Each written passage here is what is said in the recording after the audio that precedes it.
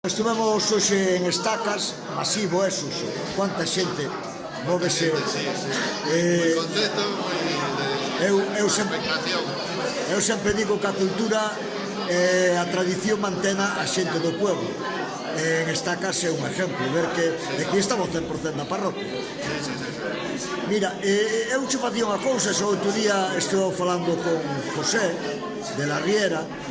Bueno, recordar que Suso Constenla é arqueólogo, é responsable de Citania Arqueología, creo, digo ben, non? Hai unha cousa que me chama a atención, que eu tamén ya comentaba a José. Eu teño visto chozos, tanto no Suído, como na Serra do Cando, incluso noutros sitios de España, norte de Portugal. É unha arquitectura bastante extendida, no que era... Pero, lógicamente, non nin son de unhas,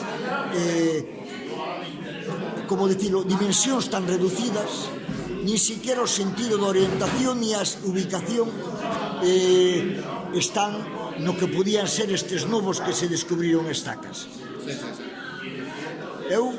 Realmente, estamos falando de chozos, unha referencia máis próxima, pero é unha construcción completamente atípica e insólita, e non hai ningún paralelo en toda Galiza con un volumen tan grande de elementos deste tipo, porque non estamos falando ni un ni dous, estamos falando de, a la vista ahora mismo hai unha ventena deles, pero se intuye que hai moitísimos máis extendidos polo monte que están debaixo da maleza, e aparte hai moitísimos en estados de observación moi precaria, hai moreas de pedras, pero hai outros que están moi ben conservados que nos convidan a pensar que hai unhas estruturas megalíticas, que son megalitos, porque cada pedra desas que forma parte dos corredores pesa media tonelada perfectamente, e unhas construccións pues, con corredores e amplias, digamos, unha especie de salas medianas de 2 metros cuadrados construídos con cachote e con cubertas de pedras grandes.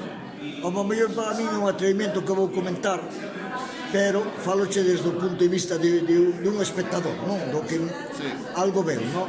A mí me recorda máis o que é un monumento funerario, unha mámoa, por exemplo, hasta incluso pola maneira de estar colocadas as pedras, e ademais, a ser tantos xuntos, eu casi estaría falando algo máis relacionado co un monumento funerario que cun elemento de utilidade para unha persona viva, permanecer ali durante temporadas. En ese sentido temos que ser moi prudentes porque realmente a investigación, como te digo, está en pañais, literalmente falando en plata, hasta que se faga unha investigación máis asitada, que se faga unha pequena excavación, a intervención como se fixo en Barbanza, que podamos sacar cronoloxías, que podamos sacar, digamos, maiores conclusións, non podemos aventurar, porque todo se trataría de unha especulación e de unha intuición. Eu tamén, a mí me parece que son estruturas moi pequenas para habitar, están todas orientadas hacia o leste, están nunha ladeira, non no alto do monte.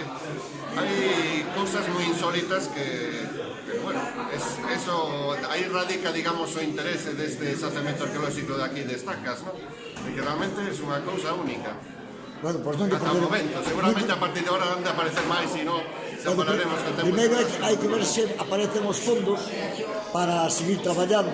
Claro, eso é fundamental. Non perderemos de vista o transcurrir das... E que institucións se interesen neste achado, porque realmente é daban interesante, tanto a universidade como a administración da Xunta, pois que se interesen realmente, porque isto é unha cousa insólita por completo e única.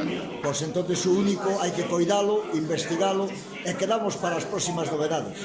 Moi ben. Veña, moitas gracias. Gracias a ti.